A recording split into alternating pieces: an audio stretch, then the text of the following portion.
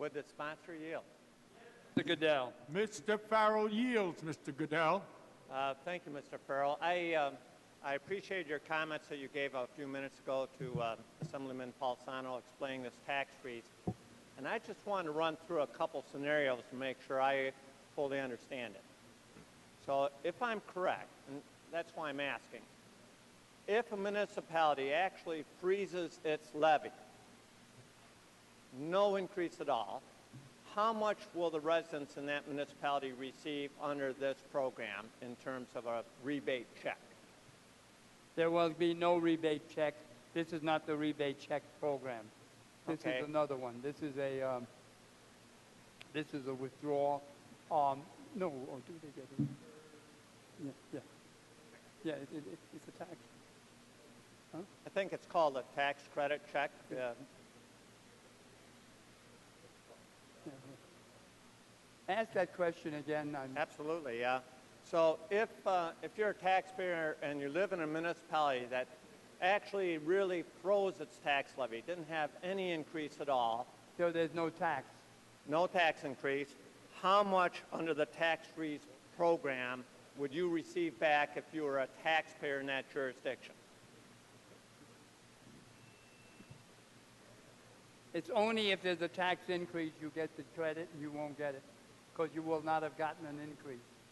So then if you're in a jurisdiction that was otherwise going to have a 0% increase in the levy, and your local community then raises its taxes to just below the tax cap, then you'd get a refund for the entire amount of the increase?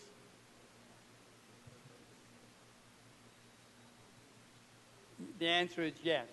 So we're Yes, using... But remember, what we're really trying to do is to get them to be more inventive in the manners and how they try to save money.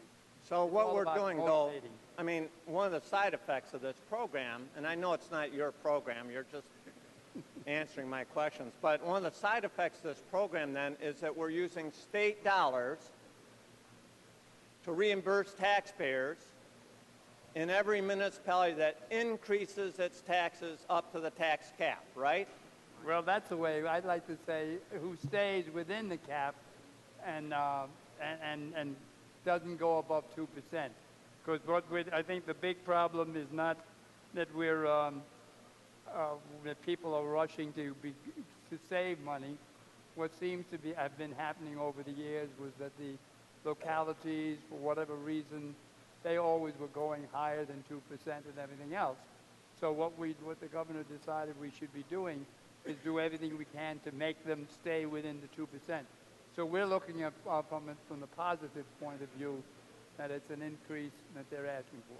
Well, if I'm correct, and maybe you can correct me if I'm wrong, but I think the state comptroller recently reported that 96% of the school districts last year were below the cap. Is that consistent with your understanding? Yeah, that's probably correct.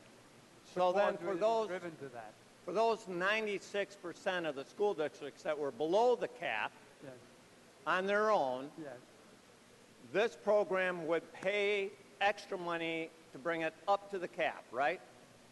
I mean, that's a fairly substantial percentage of the school districts.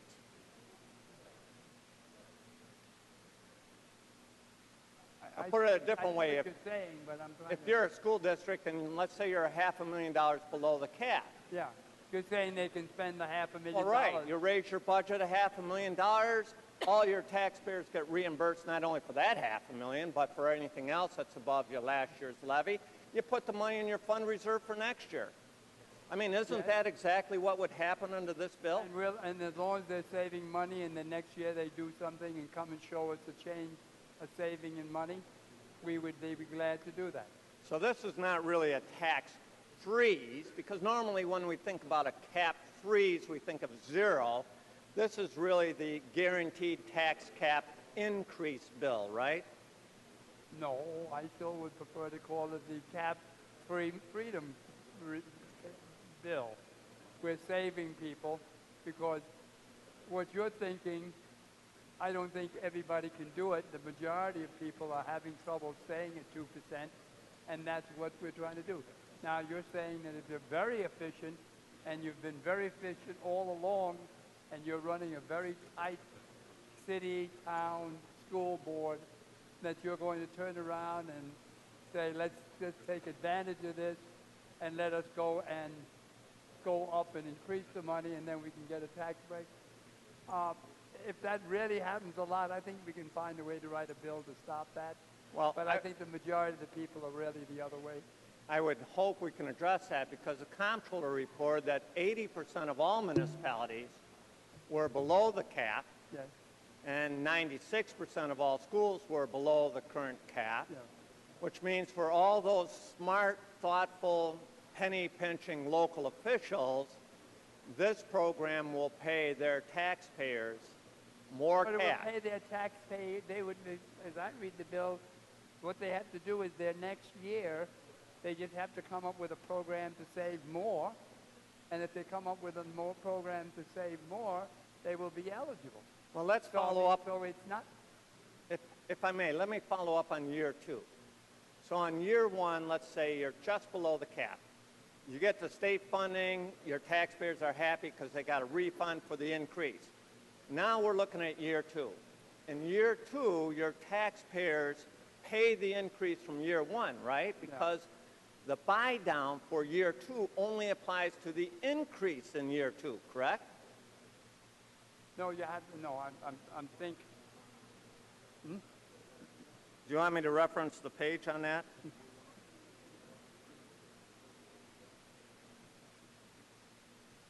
yeah. Yes, at year two, you get the money for year one if you were compliant in both.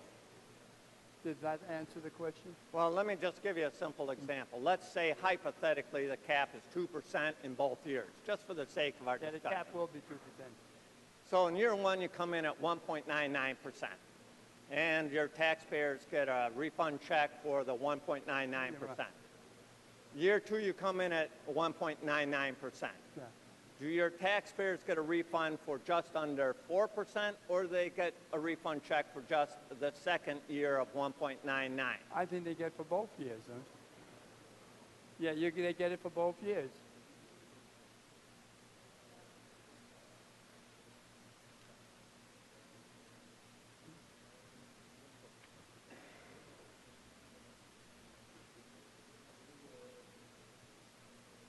I actually think it's based on your prior year, and it moves forward.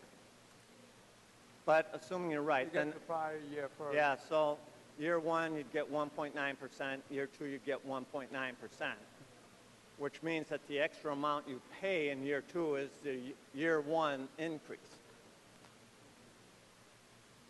You get to pay one plus the year two. Yeah, that's what you end up paying. That's what you end up getting. So this is really a temporary relief from pain bill? I mean, you get a one-year relief from that No, pain? it's an education bill. The governor sees it as a way to get people into the habit of staying at that 2%. You know, part of the 2% is because life has not been very good in the last 8 years, and everybody's had problems, and we still owe money to the school boards. But we're trying to get people to continue. He's trying to get people to continue to try to be spending less instead of spending more, which is sometimes a position that a lot of people believe is important. Politically, people think that's important, that we're spending too much money. So this is a way of accomplishing that, helping accomplish that, educating people to Now, accomplish that. as you know, the state comptroller recently came out with a report of school districts that are under fiscal stress. Yeah. And am I correct that if you're in one of those school districts that's really under fiscal stress, and you are forced, because of that fiscal stress, to go above the tax cap, then your taxpayers get nothing under this program, correct? Yes.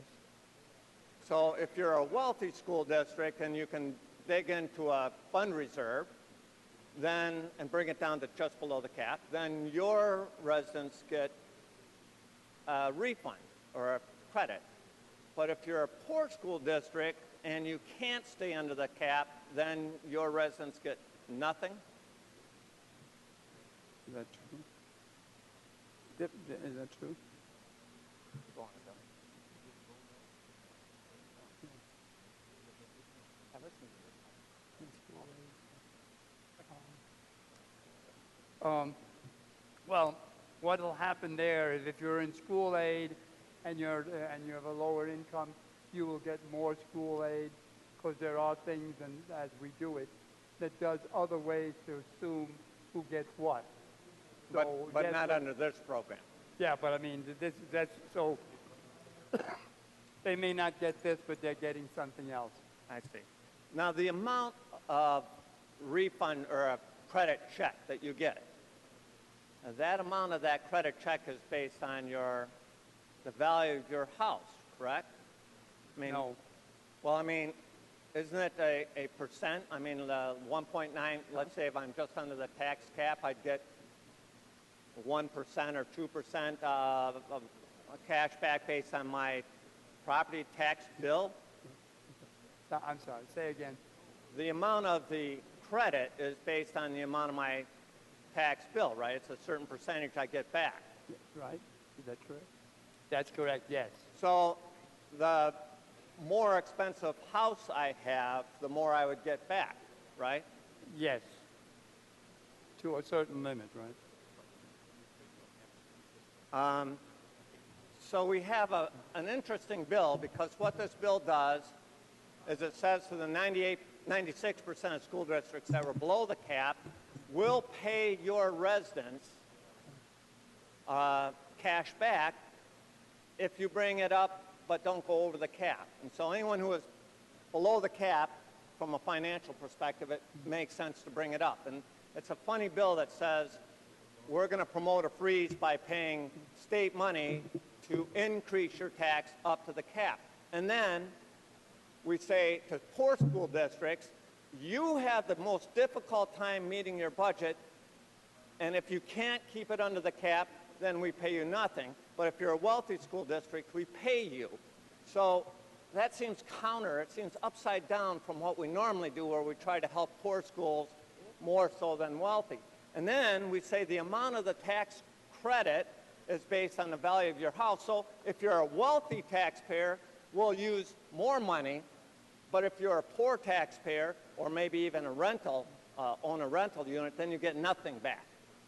Doesn't this bill on multiple levels seem to conflict with our normal public policy of helping poor school districts, having a progressive rather than a regressive funding mechanism, and trying to encourage a real freeze at zero rather than bring everybody up to the cap? Well, I know you didn't design this program, no, but Mr. I'm saying Farrell. there are other programs that have been designed, STAR being one of them, that would affect those people. So when you start discussing it as you're doing it, putting it in the overall, you would probably find that we do a lot of other things, so this might not affect them, but someplace else it would. And of course, we try never to make a distinction between rich and poor. Except in our tax policy. But one other just observation. I'm correct, aren't I, that all the taxpayers in those jurisdictions that have an increase, even those who are below the cap, Yeah. they still have to upfront the increase, right? This is a refund that comes later. Yes. And do you get this refund even if you didn't pay your tax? I mean, not everybody, as you know, pays their school taxes on time. Do you still get this tax credit, or do It you have... doesn't speak to that question. It doesn't speak to that Yeah. question. Okay. But see, here's my problem. You keep talking about this person who has been good and they've stayed below and now they're going to go up. With what's been going on in the state in the last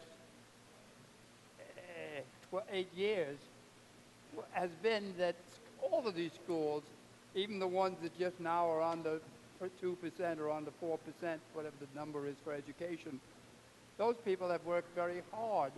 So if you had that person, it would be an accident that they weren't at the 2%, because there are probably 100 things they needed in that school that they haven't done, which trying to be careful not to go over the 2%, they slipped down too low.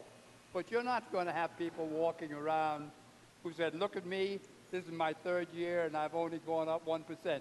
If I see that school, I want to meet that principal or that person that runs the agency or county to see how they did it, you know, and didn't get stoned out by their constituents. You're welcome. Thank you, Mr. Goodell. Mr. Lupinacci. Thank you, Mr. Speaker.